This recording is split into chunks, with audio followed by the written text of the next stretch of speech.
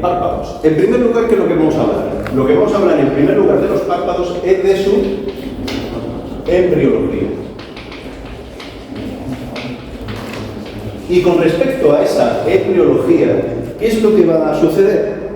Pues muy sencillo. Nosotros vamos a dibujar el famoso globo ocular, que ya dibujamos también, creo que fue en la tercera lección de este cuatrimestre. Y nosotros sabíamos que vamos a dibujar mejor que el globo ocular. Vamos a dibujar, y así repasamos un poco, fíjense, vamos a dibujar este elemento que veíamos aquí. Y ese elemento que veíamos aquí, ¿qué era? ¿Qué es esto? Vamos a avanzar un poco más. La copa. Y dentro de la copa, ¿qué veíamos nosotros? Que se producían las dos retinas, ¿no? La retina neural y la otra, ¿cuál era? La retina pigmentaria. ¿Y por qué dibujaba esto? Porque realmente se unen, pero no se llegan a adherir con fuerza, ¿de acuerdo? Y entonces había ahí un espacio entre ellas y lo tenemos ahora mismo virtualmente cerrado, ¿vale? ¿Qué se producía en el extremo? ¿Qué se producía aquí, en ese extremo que habíamos visto? En la parte ciega, ¿qué se producía? Pues, por ejemplo, el iris, ¿no? Y en la parte interna, ¿qué teníamos aquí? El cristalino. El cristalino, ¿de acuerdo? Por tanto, ¿por qué lo dibujo de ese color? Porque esto veíamos que era del endodermo neural, pero sin embargo, ¿qué era lo que sucedía? Que el cristalino pertenecía al ectodermo de superficie, ¿sí o no? Pues epiblasto, ¿vale? Vamos a dibujar después aquí otra capita. Aunque eran dos, yo la voy a dibujar una sola, ¿vale? ¿Y qué veíamos por aquí? Que teníamos la formación de ¿qué? De dos elementos que eran, ¿cómo se llamaban esas dos túnicas? La túnica media. ¿Y qué llevaban esa túnica? Una era la esclera y el otro, en el interior, la córnea. ¿Sí o no? Entonces en rojo es representado esclerecoides. ¿Y por fuera qué era lo que había? ¿Qué era lo que existía? ¿Se acuerdan o no? ¿Qué era esto? El ectodermo de superficie, ¿sí? Y ese ectodermo de superficie, fíjense ahora lo que va a producirse en un primer estadio. ¿Qué es lo que se produce a uno y otro extremo?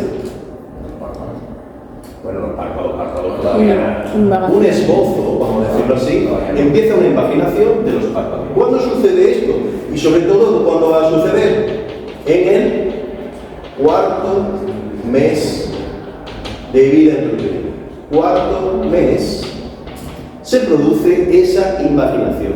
Y yo siempre había dicho que, recuerden por qué he insistido en la esclera, la coroides, que todo esto venía de unos elementos que había aquí alrededor, que era que, ¿esto cómo se llamaba? El mesodermo, ¿de acuerdo o no?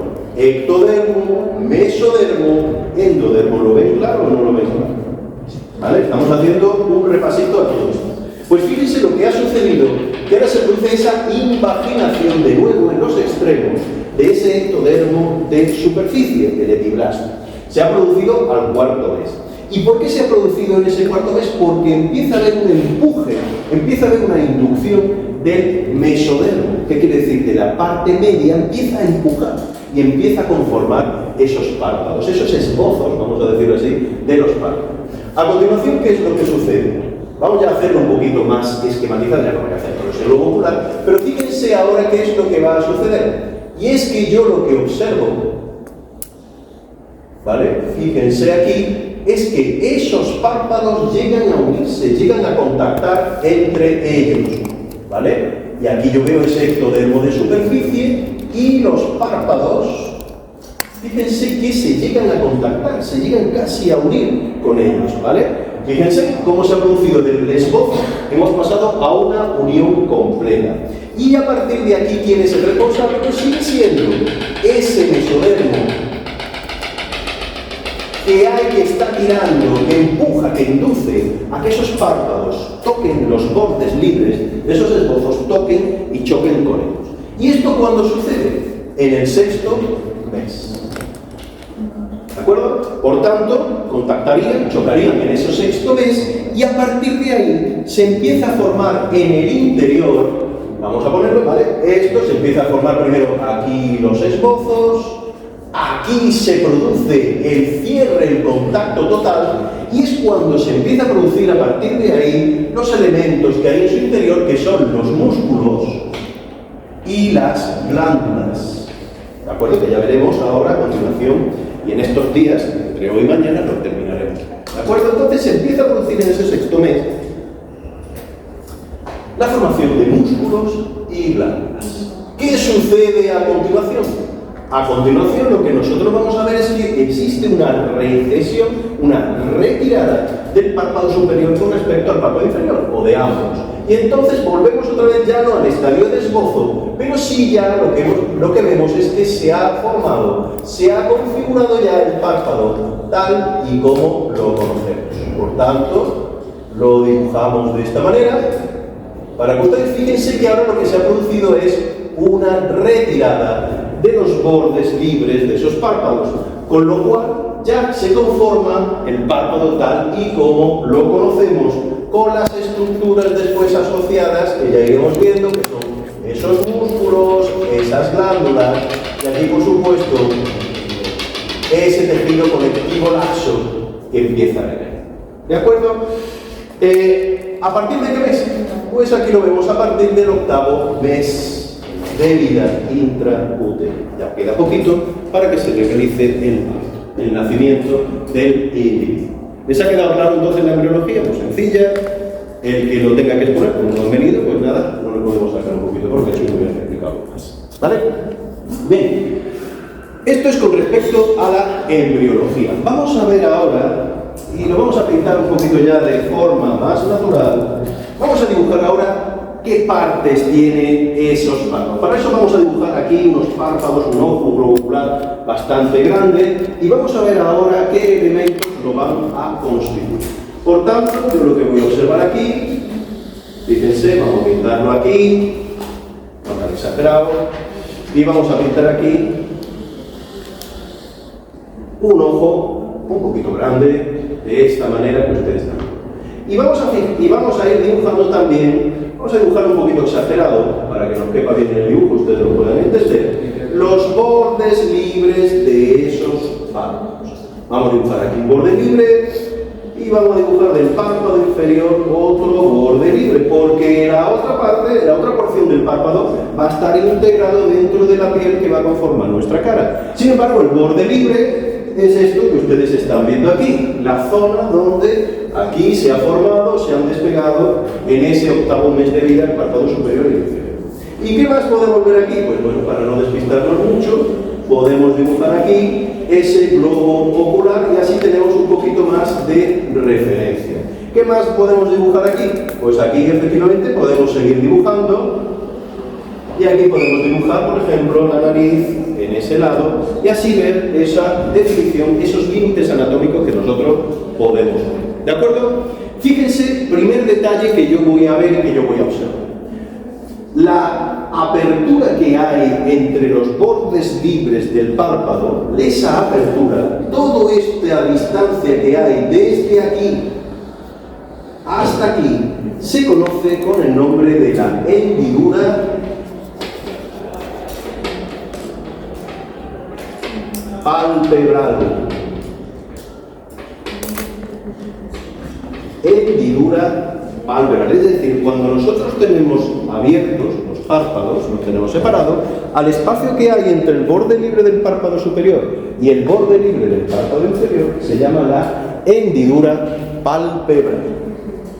Y ese borde libre, fíjense, vamos a hacerle una serie de detalles. Ese borde libre, yo puedo observar que existen dos zonas claramente delimitadas. Tanto en el párpado superior, por eso lo hemos pintado un poquito grueso, como en el párpado inferior, y ustedes si quieren pueden hacer ese ejercicio cuando lleguen a casa y se miren en el espejo y lo podrán comprobar perfectamente. ¿De acuerdo? ¿Qué dos partes van a salir de aquí? Pues tiene dos partes. Siempre recuerden que cuando yo hablaba de límites, le hemos puesto esa palabra latina que es limbo. Por tanto, cada vez que ustedes, ya se los he dicho desde el primer cuatrimestre, cada vez que ustedes me escuchan la palabra limbo, es el límite. Pues fíjense que dentro de estos bordes libres van a haber dos limbos. ¿vale? Uno que va a ser el limbo o límite externo y otro el limbo o límite interno. Por lo cual yo puedo observar aquí que hay un limbo, en este caso es el externo, y otro limbo que va a estar aquí, vamos a ponerlo por aquí, que es el limbo interno. ¿Dentro de qué? Pues dentro de los bordes libres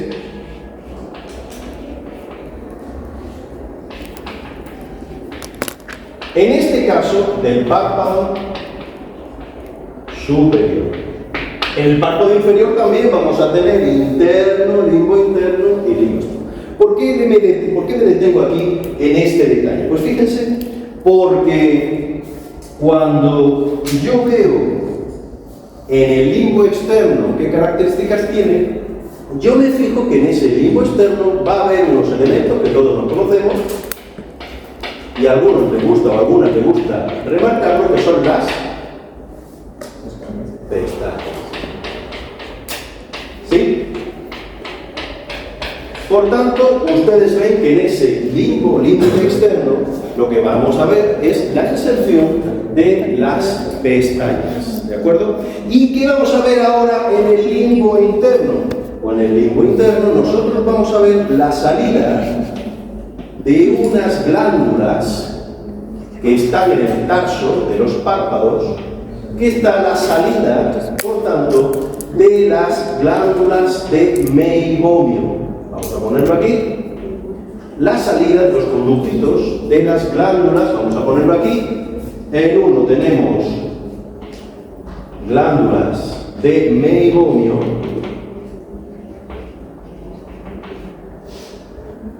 y en el otro lo que vamos a tener, por tanto, van a ser las pestañas. Por tanto, ya sabemos lo que es la hendidura palpebral, ya sabemos lo que son los bordes libres de los párpados, ya sabemos que cada borde libre de los párpados va a estar integrado por un límite externo, limbo externo, y otro límite interno, limbo interno. En uno van a estar las pestañas en el externo y en el interno la salida de las glándulas de meibomio. Entonces, pero ustedes se fijarán y cuando vayan al espejo y lo vean hoy, verán que hay una zona que no está libre de pestañas y no está, es una zona limpia, que no hay nada más. Y ahora podrán observar también que existe en ese limbo, en ese límite, como unos orificios, ¿de acuerdo? Unos zonas, unos puntos, ¿vale? Que se denominan, como ya se les he revelado, los puntos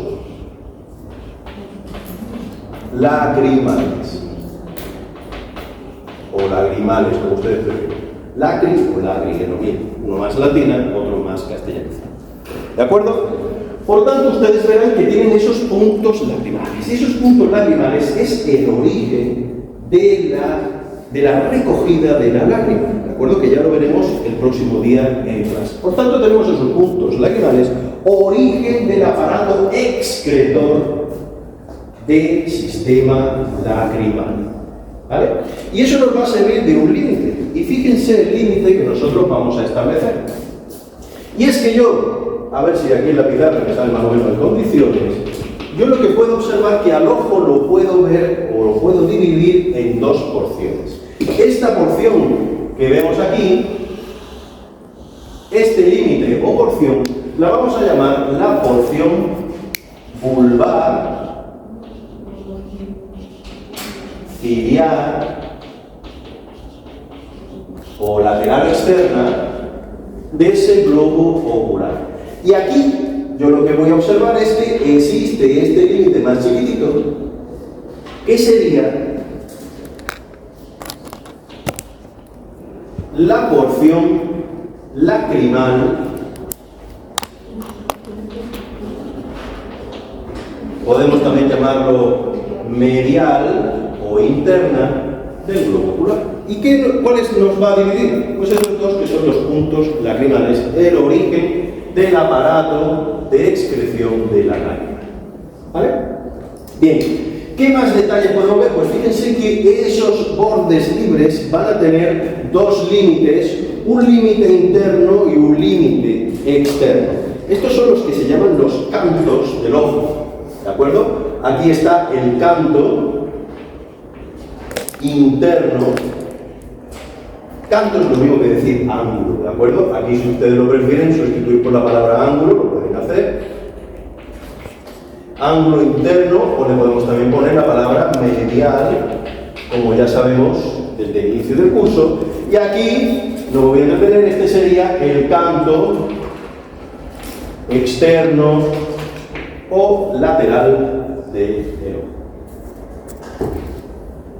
¿Sí? Vamos a ver qué elementos, qué detalles podemos observar más en ese globo ocular.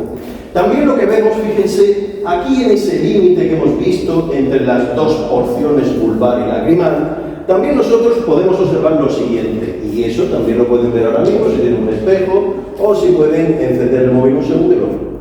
Fíjense que aquí yo voy a observar que existe un engrosamiento en ese canto interno del ojo, o en ese ángulo interno del ojo. Yo observo que existe, sí, muy llamativo, en rojo, que es lo que se denomina la carúncula.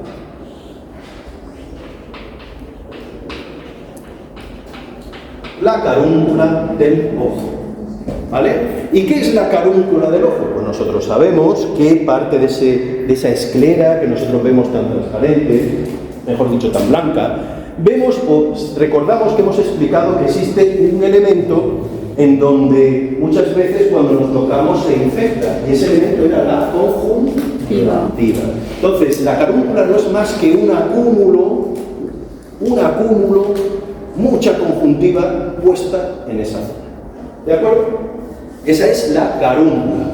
Y fíjense que si nos observamos, más o menos por esa línea, vemos aquí que existe otro elemento justo por fuera de esa carúncula que se llama el pliegue semilunar. El pliegue semilunar. Y estaría justo por fuera en ese límite de las dos porciones, estaría ahí. Ese pliegue semilunar, fíjense, es un vestigio que tenemos, que conservamos todavía de nuestra evolución. Y el que haya visto, por ejemplo, documentales, ustedes han visto que ciertos animales acuáticos o incluso anfibios, incluso también las aves, quiero recordar algún documental, que protegen todo el globo ocular con un tercer párpado. ¿De acuerdo? Por ejemplo, el famoso cocodrilo, cuando va a atacar a su víctima por debajo del agua, además de tener los dos párpados abiertos, sin embargo, tiene otro elemento protector que lo cubre, que sería ese tercer párpado.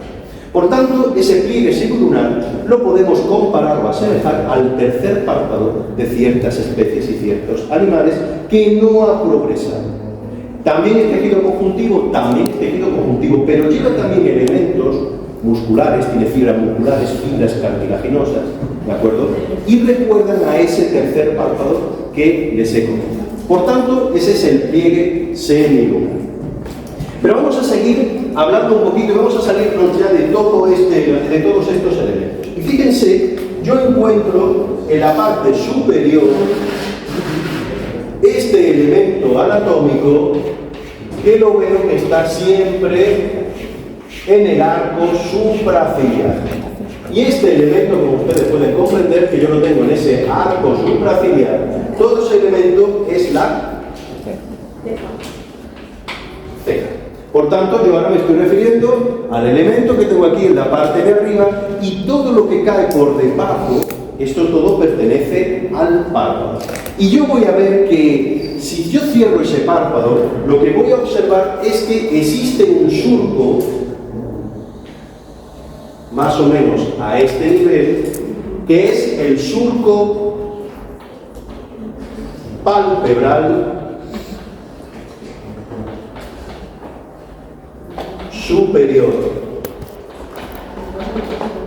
Surco palpebral superior.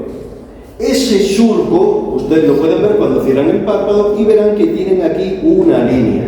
¿Por qué? Porque me está delimitando una parte, que sería la porción donde yo tengo el tarso, se llama porción tarsal, de otra porción que me quedaría entre la ceja y ese surco palpebral superior, que sería la porción orbicular, orbital. Todo esto, ambas dos, porción tarsal, es lo que me conformaría el párpado superior. Esto todo estoy viendo esas referencias que yo tengo cuando yo observo un ojo. ¿De acuerdo? Son referencias anatómicas de superficie para yo poder distinguir en ojo las diferentes pómulo, y a partir de aquí yo lo que veo es el reborde orbitario. Bien, pues yo observo entre el reborde orbitario, si yo cierro el párpado, y ese borde libre, yo vuelvo a observar también otro surco, que es el surco palpebral inferior. Y como ustedes comprenderán, va a tener también dos porciones. Una porción que es la tarsal, y entre ese surco y el reborde orbitario, que nos quedaría más o menos aquí, entre ese surco y el reborde orbitario tendríamos la porción orbitaria. ¿Y todo esto que nos conformaría? Pues el párpado inferior. Por tanto, vamos a ver esos elementos que van aquí constituyendo el cuerpo. Lo vamos a dividir en 6 elementos. El primer elemento que nosotros vamos a estudiar, ese primer elemento va a ser la piel. La piel del párpado. Entonces vamos a hacer un esquema donde más o menos van ustedes ir viendo y vamos a ir repasando una serie de elementos para que los tengan, para que lo recuerden. Entonces, en primer lugar, vamos a dibujarlo aquí, vamos a hacer ese párpado superior, vamos a hacer también en la parte inferior otro párpado inferior, vamos a representar un elemento que ya lo veremos el próximo día, que va a ser la conjuntiva, y lo vamos a dibujar aquí de esta manera. Y esa conjuntiva, ustedes saben que cuando yo dibujo el globo ocular, esa conjuntiva iba a llegar prácticamente a ese límite que ya conocimos que es el limbo esclerocorneal. Por tanto, podemos hacer ese pliegue que vaya por aquí y ese pliegue que vaya por aquí a ese límite. Por tanto, ya tenemos ahí dos de los elementos que ahora señalaremos. Como ya conocemos, pues tenemos aquí las pestañas a uno y otro lado. Vamos a pintar también, aunque no corresponda mucho a este color, o mejor, vamos a pintarlo en morado. Y vamos a ver otro elemento que tenemos aquí, que es el hueso frontal, y otro elemento que tenemos aquí en su porción inferior, que es el hueso maxilar. Para que ustedes tengan ahí la orientación. ¿Qué más podemos observar aquí? Pues que existe un elemento que ya lo hemos nombrado alguna vez, y este elemento que vamos a dibujar, vamos a pintarlo aquí de este color, este elemento que dibujamos por aquí en la parte de arriba y que dibujamos aquí en la parte de abajo es el tarso inferior, que lo estoy dibujando ahora mismo, y el tarso superior. ¿Qué elementos vamos a ver más? Bueno, pues aquí tenemos por tanto el párpado. En este elemento lo que observamos es la piel. Aquí lo que vamos a ver es la conjuntiva. Vamos a dibujarlo ahí en color rojo, ahí tenemos los huesos. Y observamos que este elemento que le vamos a dibujar aquí también, que también es muy conocido, que se va a insertar prácticamente en esta zona de aquí, vamos a pintarlo también en color rojo, era el músculo recto superior. Tenemos por encima de él otro músculo que también lo vamos a estudiar, y este músculo que yo les voy a dibujar aquí iba a ir directamente hacia el párpado y su misión era elevarlo. Por tanto, tenemos el músculo elevador del párpado superior. No me hable.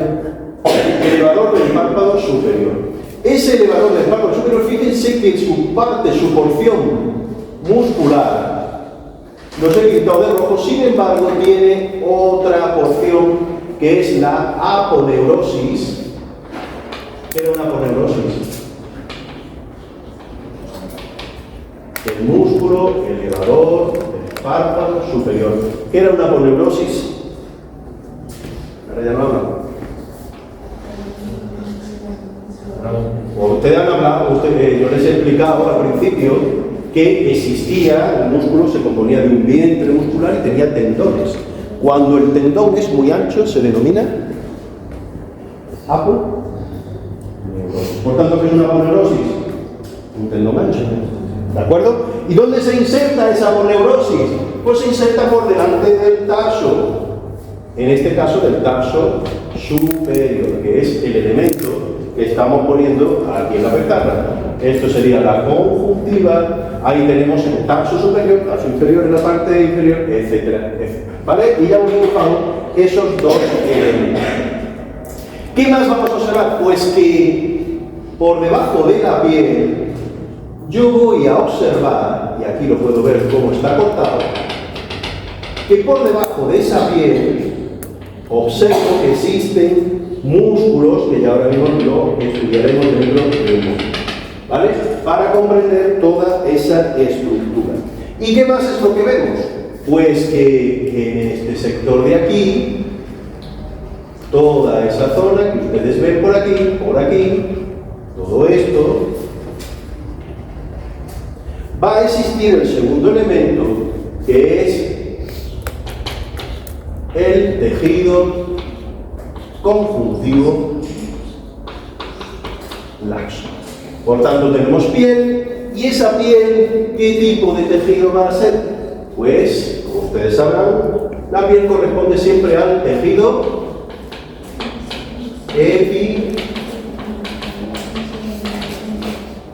¿De acuerdo? Por tanto, piel, ya lo estudiamos en el primer cuatrimestre, tejido epitelial, y después laxo no va a tener grasa, sirve de soporte le aporta pues tanto su vascularización como su inervación, y además va a tener una movilidad, por lo que permite, por tanto, que se produzca un desplazamiento de la piel sobre ese tejido conjuntivo laxo. ¿Dónde está el tejido conjuntivo laxo? Pues aquí justo va a contener también esa capa muscular, y aquí por tanto tenemos el tejido conjuntivo laxo, ¿vale? Justo por debajo de esos elementos de la piel que acabamos de mencionar, ¿vale?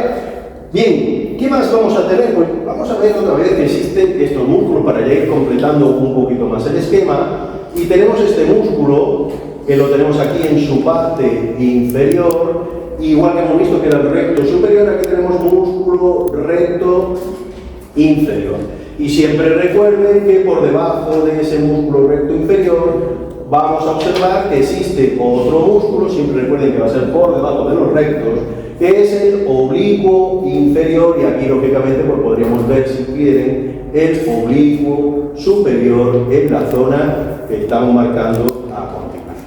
¿De acuerdo? Oblicuo superior, oblicuo inferior, siempre recuerden, para como regla mnemotécnica, que están siempre por debajo de los rectos. Es un repaso que estamos dando ahora mismo a toda esa zona. Bien, vamos a seguir avanzando, y ahora lo que vamos a ver, vamos a poner como sexto, ya lo dejamos aquí aparcado, porque lo vamos a ver el próximo día, que también nosotros podemos estudiar lo que era la conjuntiva. Pero la conjuntiva, vamos a ver que no, porque la vamos a ir estudiando para la próxima clase, para el próximo día. Por tanto, el punto sexto lo abandonamos para el miércoles, y vamos a ver los otros 5 puntos. Por tanto, tenemos ese tejido conjuntivo laxo que lo acabamos de describir, ese tejido de apoyo, ese tejido de soporte, móvil. Vamos a ver ahora la musculatura. Y la musculatura lo vamos a diferenciar de dos tipos. Uno que va a ser la musculatura lisa, y otra que va a ser la musculatura estriada. Vamos a empezar por la lisa, y así llevamos, mejor dicho, uno. Y como musculatura lisa, nosotros vamos a destacar que existen dos músculos. Uno que va a ser el músculo de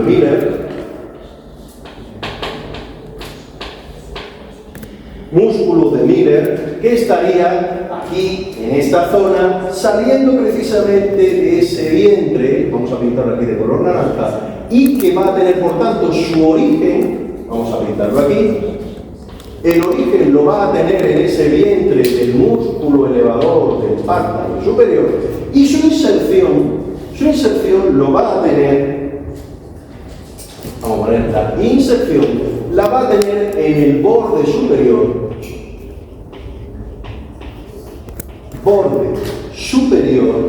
del tarso superior. ¿De acuerdo? Ese es el músculo de Miller. Y es un músculo que tiene la característica de que es un músculo simpático. ¿Qué quiere decir eso? Dígame, ¿qué quiere decir eso? De alerta. ¿Cómo? Un músculo de alerta. Músculo de alerta. Por tanto, ¿qué es lo que hace ese músculo? Al contraerse, ¿qué hace con los tarsos? Tira de ellos, ¿de acuerdo? Pero fíjense que tira hacia atrás. No tira hacia arriba, tira hacia atrás. Y ahora explicaremos un poco ese matiz.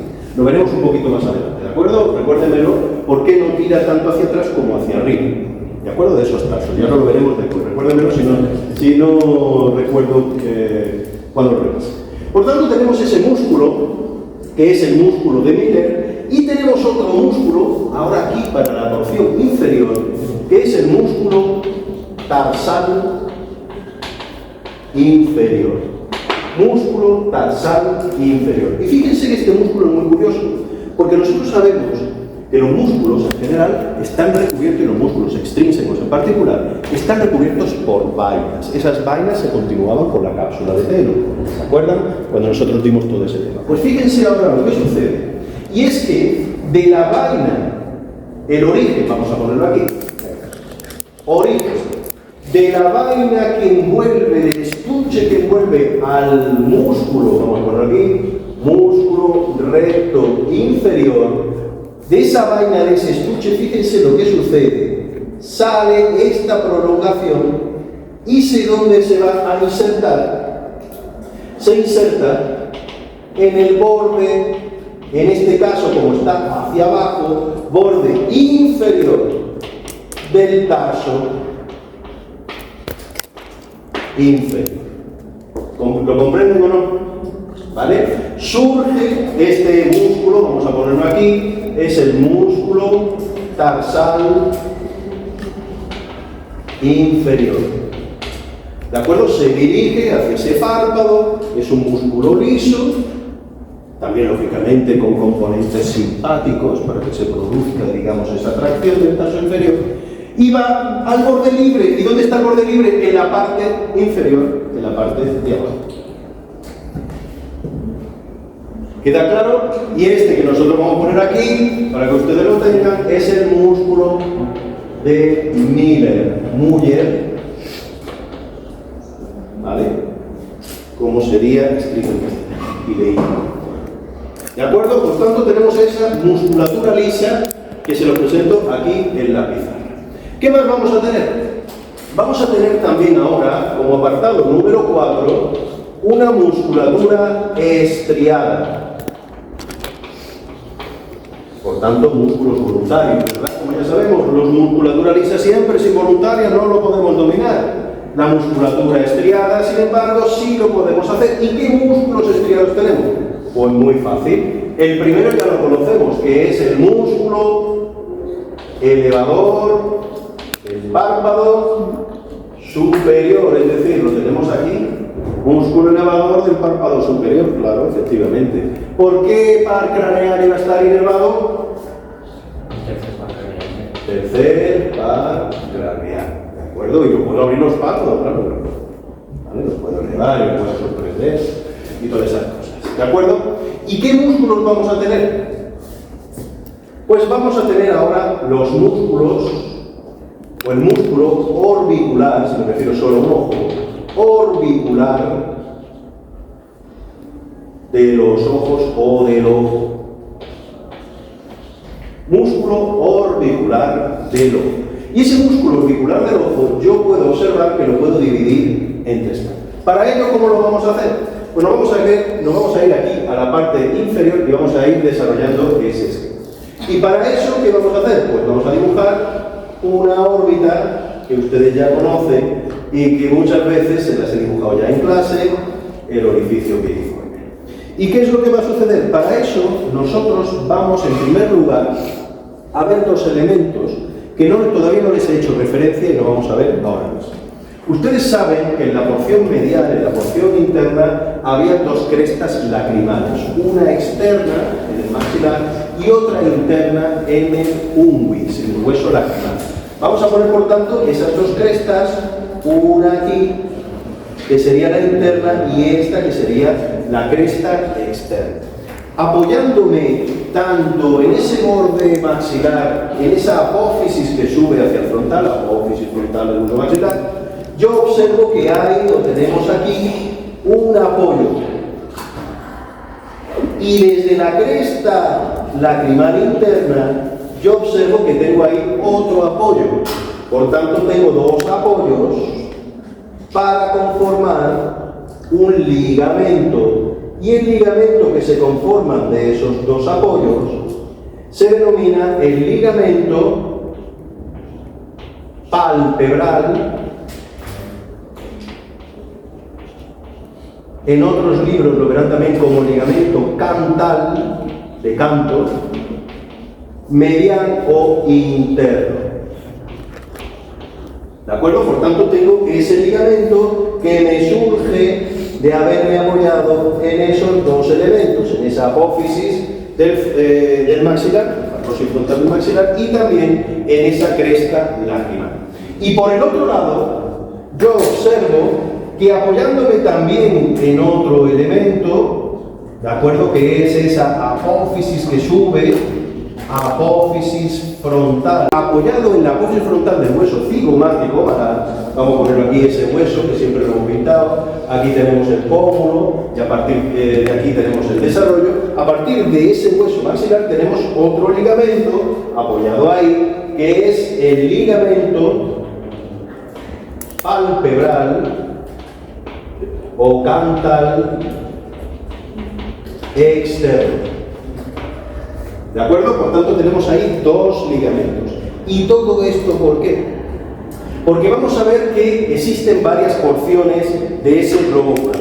La primera porción que yo voy a observar es la porción palpebral,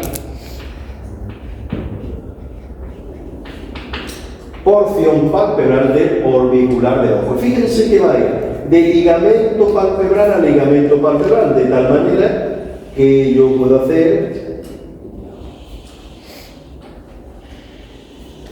estos elementos y vamos a ver que va a conformar prácticamente lo que es el párpado. Lo tenemos en la parte superior, lo tenemos aquí en la parte inferior.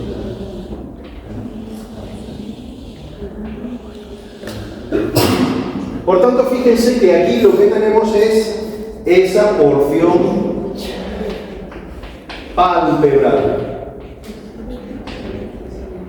¿Qué forma la porción palpebral? Pues van a formar los párpados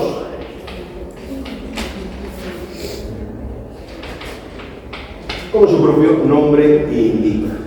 ¿Y va a ir de dónde? De ligamento palpebral interno o cantal interno a ligamento palpebral externo o cantal externo. ¿De acuerdo? Bien, pero tenemos ahora otra porción más.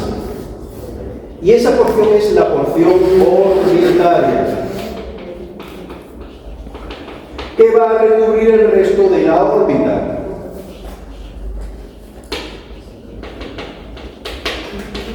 ¿Y de dónde hacia dónde va a ir? Pues fíjense que ahora vamos a desplazar esto del ligamento palpebral, lo vamos a poner en otro sitio.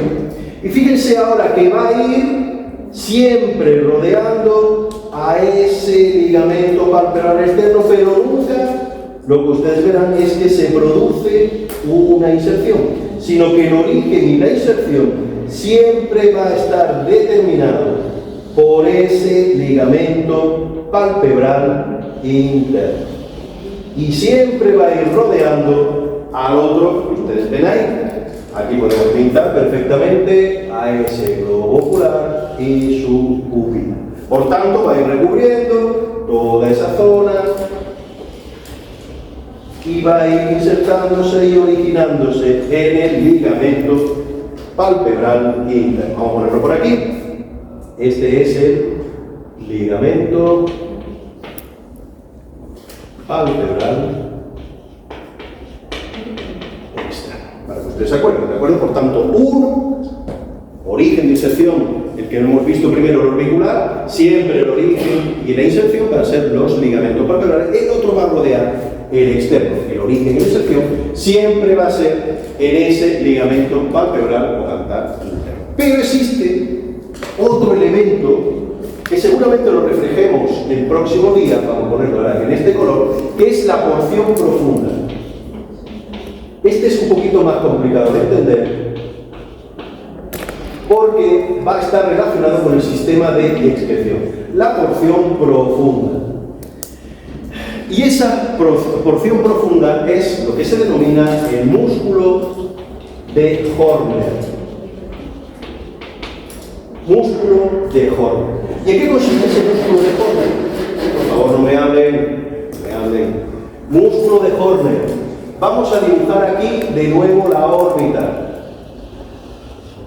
Vamos a dibujar la cresta lacrimal interna. Y fíjense ahora que existen, si yo dibujo ahora mismo el ojo, lo podemos dibujar, vamos a pintarlo aquí en este color azul, de una manera muy esquemática. Vamos a pintar aquí la hendidura palpebral y vamos a dibujar también ese borde que hemos dicho, ese reborde en el ojo. Y yo les he dicho que existe aquí y aquí un orificio para diferenciar las dos porciones, la porción vulvarociliar de la otra porción. ¿De acuerdo? ¿Cómo le denominamos a eso? Los puntos lacrimales. ¿De acuerdo? Por tanto, aquí lo que tenemos son puntos lacrimales. Pues ese músculo, el músculo de Horner, lo que va ahí es desde esa cresta que hemos visto aquí, vamos a pintarlo aquí, cresta lacrimal interna, cresta lacrimal, no me hable. Si no están atentos, ¿para qué hablan? Si estoy hablando yo. Cresta lacrimal interna, pues ese músculo de Horner va a ir desde esa cresta lacrimal interna, se dirige hacia adelante y lo que va es a insertarse en esos puntos lacrimales. Por tanto, la porción profunda músculo de Horner actúa sobre los puntos lacrimales. ¿Pero por qué me habla? Cállese ya. Porque debe leer algún papel, lo tengo que sacar de la cabeza. Vamos a ver. Puntos lacrimales. ¿De dónde vamos? Desde la cresta lacrimal interna, aquí lo vemos, cresta lacrimal interna, y se dirige hacia adelante buscando esos puntos. ¿Qué es lo que hace ese músculo de Horner? Es una porción profunda del músculo ocular. Lo que hace es abrir y cerrar los puntos lacrimales. ¿De acuerdo? Para coger o no recoger la lágrima que sobra. Por tanto, el músculo de Horner es súper importante para el control de la excreción lacrimal. Va desde la cresta lacrimal interna, que está en el hueso unguis, se inserta, se agarra en esa cresta lacrimal interna y se dirige hacia adelante buscando los puntos lacrimales. ¿De acuerdo? Aquí creo que en referencia siempre el globo ocular. Por tanto, recuerden siempre esa porción profunda que tiene el músculo orbicular del ojo. ¿Qué par craneal? Séptimo par craneal. ¿De acuerdo? Musculatura lisa visto, músculo de Miller, músculo tarsal inferior, ya sabemos, uno al tarso superior, el otro al tarso inferior. Siguiente, el orbicular del ojo en su porción palpebral, orbitaria y profunda, que es el músculo de Horner. Uno para los párpados, otro cubre la órbita, el otro va hacia los puntos lacrimales. La quinta parte. Esto es un poquito, vamos a entrar un poquito más complicado. ¿De acuerdo? Y es lo que se llama la porción o la parte fibroelástica.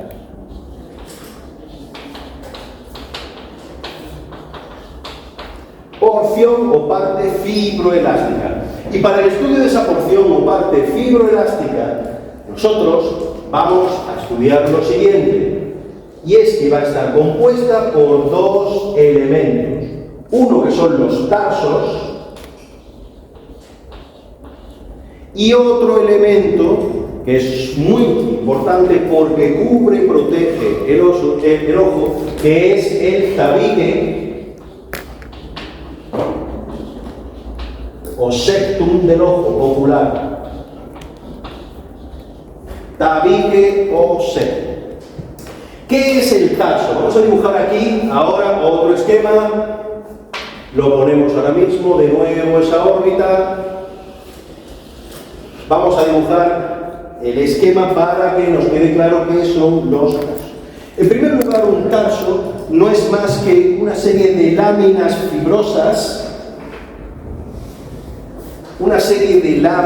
fibrosas, que le van a dar soporte al párpado o soporte a los párpados. Es como si fuera el esqueleto fibroso, anótenlo así, el esqueleto fibroso de los párpados. ¿De acuerdo? Por tanto, le sirve de apoyo, le sirve para darle entidad a ese párpado y que no se quede siempre plegado, que tenga cierto peso para que ejerza su función. Y esos son los tarsos. Esos tarsos, fíjense, vamos a dibujar, por ejemplo, aquí el tarso superior.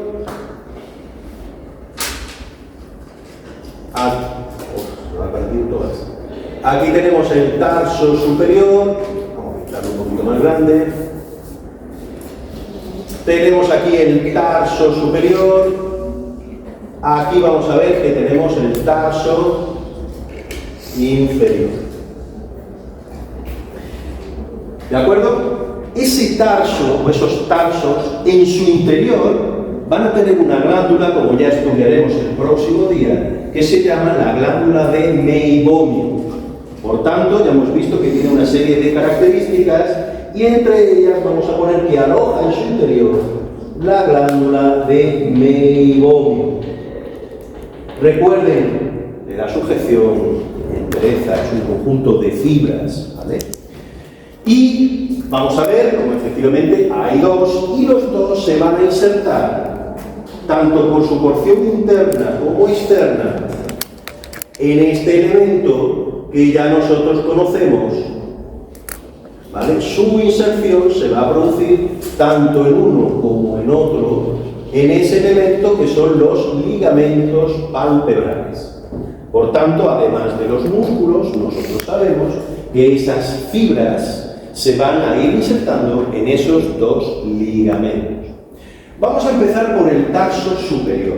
Y es que el tarso superior, vamos a ver que hemos dicho que va a estar en esa zona cubierto o recubierto por la aponeurosis de ese músculo elevador del párpado superior. Por tanto, nosotros vamos a ver que el tarso superior va a estar cubierto o recubierto por esa aponeurosis. Vamos a ponerlo por aquí. La aponeurosis del elevador del párpado superior. Por tanto, se produce en principio una sujeción de ese tarso por esa aponeurosis. Pero, además, sabemos que justo en la transición entre la aponeurosis y el vientre del músculo, también nosotros observamos que existe un ligamento más o menos a este nivel,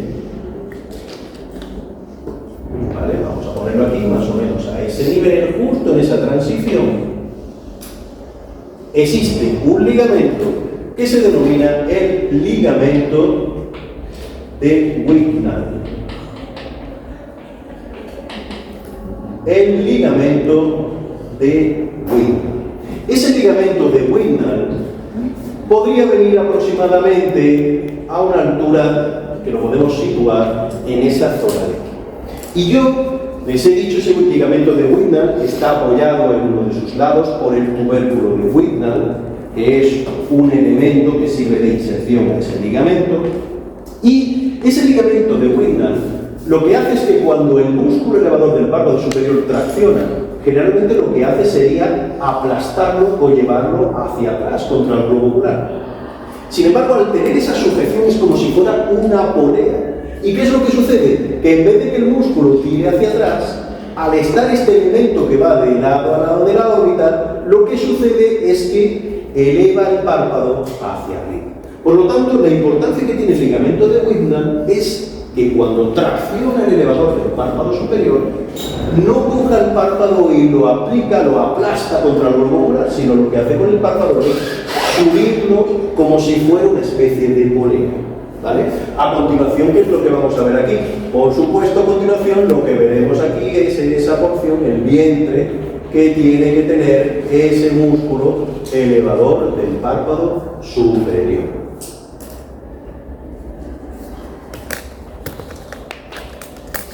¿De acuerdo? ¿Qué más podemos ver? Vamos a ver ahora con respecto a los tarsos inferiores. En el tarso inferior también va a existir otro ligamento, que se llama ligamento de Lockwood. Ligamento de Lockwood. Ese ligamento de Lockwood va a ir también anclado. Ese ligamento de Lockwood va a ir también anclado en esos ligamentos palpebrales. ¿Y qué es el ligamento de Lockwood? Ustedes estudiamos lo que era la cápsula de Tenon. Pues es un engrosamiento de la cápsula de Tenon. Es decir, ahí la cápsula de Tenon se encuentra reforzada. Y a partir de ese ligamento de Lockwood, nosotros vamos a ver que existe también una serie de fibras que se dirigen al tarso inferior. Ese ligamento de Lockwood, que ustedes ven ahí, existen una serie de fibras que van a ir hacia esa zona y se llama la fascia. Este sería el ligamento de Lockwood y esto que nosotros vemos aquí sería la fascia cápsulo palpebral. Todos estos elementos ya me están cerrando el espacio, la entrada a la órbita. Fíjense cómo ya los estoy taponando con estas cosas, a lo cual le tenemos que añadir lo siguiente, que es el tabique o septum. Y ese tabique o septum, respetando los elementos que ya conocemos, vamos a ponerlo por aquí, ese tabique o septum, respetando esos elementos. ¿Y qué elementos nosotros conocemos? Pues conocemos este, que es el tarso superior, conocemos este, que es el tarso inferior, conocemos también esa aponeurosis del elevador del párpado superior, que lo podemos dibujar así. ¿De acuerdo? Y conocemos también a ese ligamento de Lockwood con la fascia cápsulo temporal. También lo conocemos.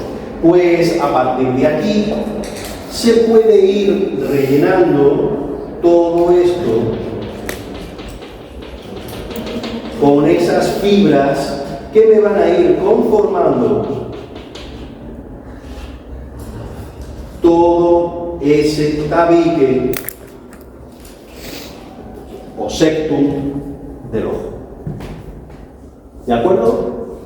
Ligamento del ojo, fascia cápsulo palpebral, junto con los tarsos superiores e inferiores, con la aponeurosis del párpado, del elevador del párpado superior. Me van cerrando y me conforman todos esos elementos.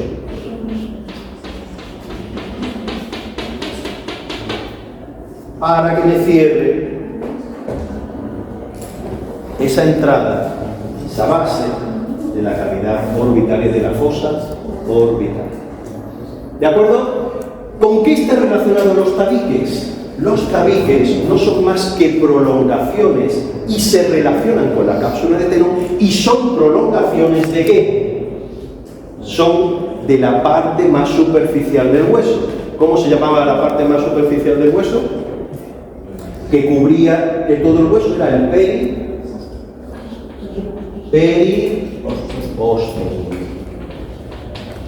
No son más que prolongaciones del periósteo junto con aquella cápsula de Tenno que les expliqué en el tema de la cápsula. Cuando surgen de ese periósteo, junto, recuerden que también está muy relacionado con la cápsula de Tenno. ¿De acuerdo? Vamos a ver ahora la vascularización. Vamos a ver la vascularización de los párpados.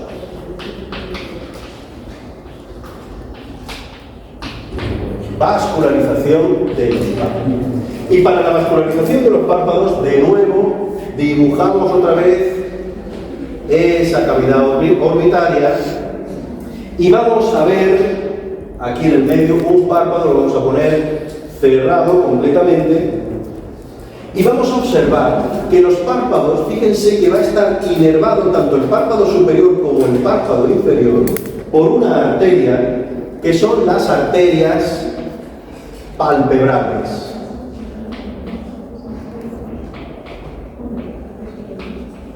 Arteria palpebral superior y la arteria palpebral inferior. Arteria palpebral superior y arteria palpebral inferior. Estas arterias que ustedes ven por aquí surgen de otra arteria que viene por aquí, por el interior, y esa arteria que viene ahí en el interior se denomina la arteria lacrimal. Por tanto, viene de las arterias lacrimales. ¿Y de dónde viene la arteria lacrimal? Esa arteria lacrimal viene de otra arteria que es la arteria oftálmica. Por tanto, la arteria palpebral viene de la arteria lacrimal que a su vez proviene de esa arteria oftálmica. De la arteria oftálmica nosotros nos vamos a dar cuenta que también va a ir por esos elementos otras arterias que vienen también de la oftálmica, como va a ser la arteria supraorbitaria. La siguiente arteria también que viene de la oftálmica es la arteria supratroclear,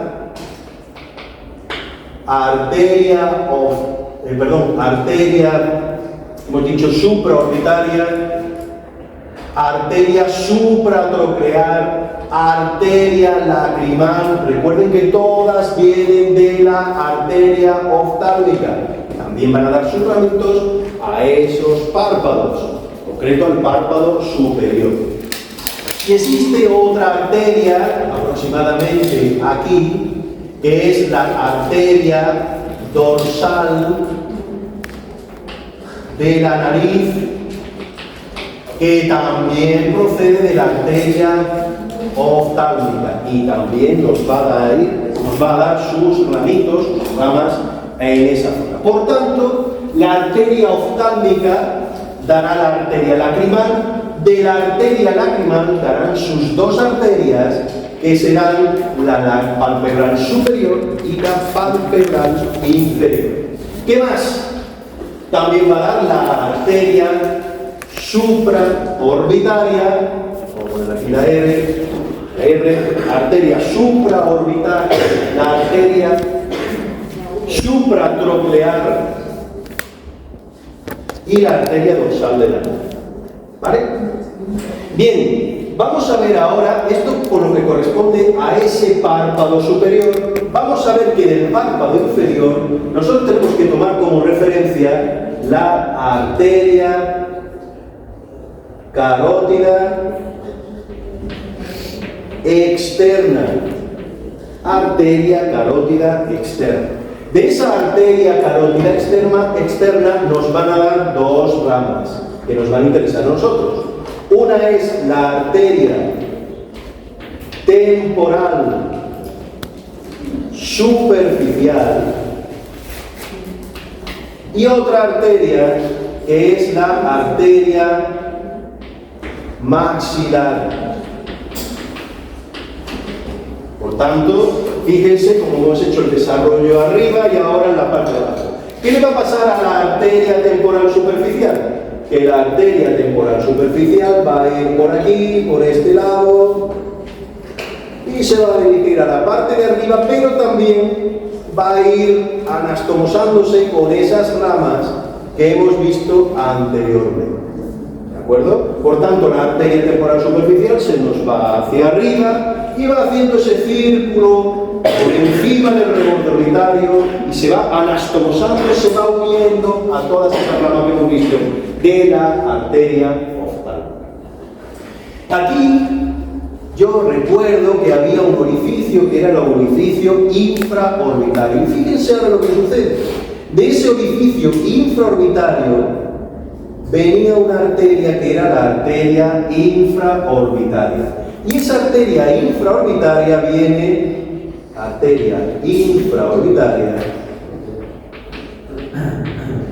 de la arteria maxilar. Pero no contento con eso, de la arteria temporal superficial también atraviesa toda esa zona, sale otra ramita que viene de esa arteria temporal superficial y se denomina la arteria transversa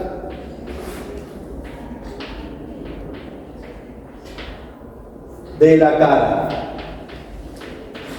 ¿De acuerdo? Esas dos ramitas, una que viene de la arteria maxilar, que es la arteria infraorbitaria, que viene hacia aquí, y otra que viene de la arteria temporal superficial, confluyen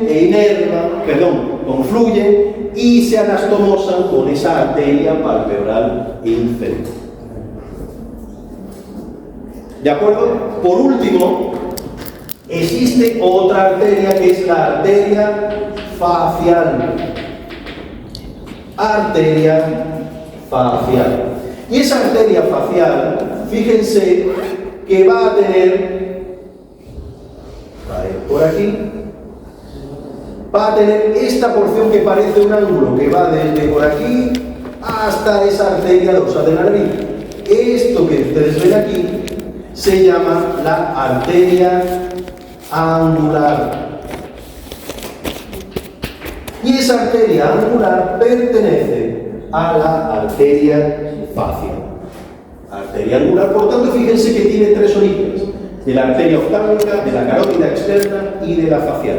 Cada una dando sus ramas, buscando las arterias palpebrales superiores e inferiores. Pero además, también tiene sus venas, y es que la arteria palpebral tiene su vena palpebral, tanto superior como inferior. La arteria temporal superficial también tiene, y aquí hace un giro, tiene también su vena, que es la vena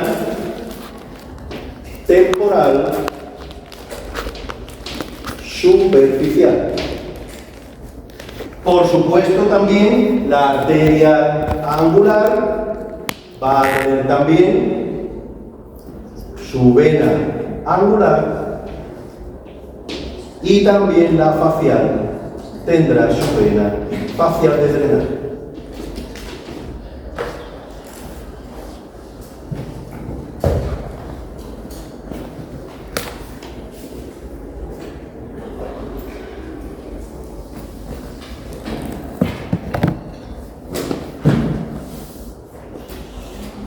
Inervación fundamental viene de la rama V1 y de la V2 el párpado inferior.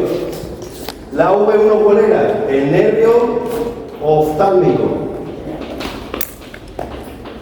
Y de la V2, ¿qué era? Del nervio maxilar.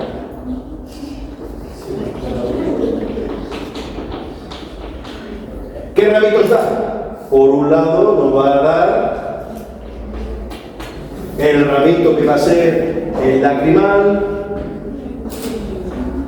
supraorbitario, supratroclear y el infratroclear.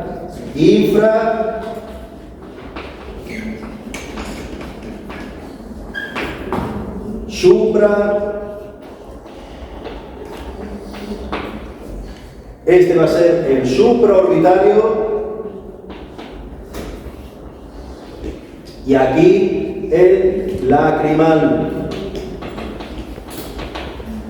Y del nervio maxilar vamos a tener el cigomático facial,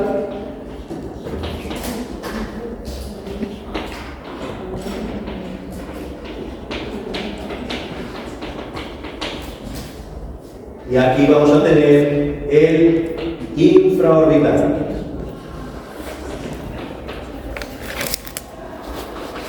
Por supuesto, esta es su parte interna y esta es su parte externa. Pero todos estos nervios que yo les estoy hablando son nervios sensitivos, nervios que recogen la sensibilidad, nervios sensitivos. Los nervios motores ya se lo he dicho, los nervios motores van a ser el tercer par craneal y el séptimo par craneal. Esos son los nervios motores. Con esto terminamos.